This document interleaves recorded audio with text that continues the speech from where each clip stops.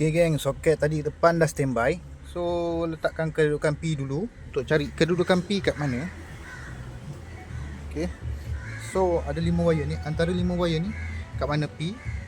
So dia akan salah satu menyala. Kalau benda yang bukan, dia tak menyala. Okay, ni dia tak menyala. So dia tak menyala, so ada satu mesti menyala.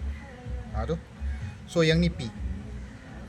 Tengok ni wire dia hitam, hijau hitam. So aku kali aku tukar gear, tengok dia hidup lagi tak. Kalau hidup lagi maksudnya bukan wire ni.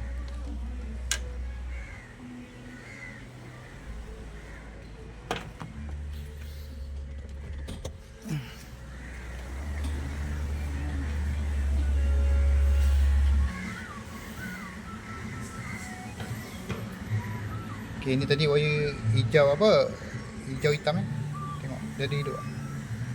So dia tak hidup. Okay, dia tak hidup. So kalau tak hidup maksudnya ni betul lah, ni wire untuk wire P lah. So kalau ada 2 orang lagi bagus lah buat kerja. Ni tak apa, buat je, buat satu-satu dulu.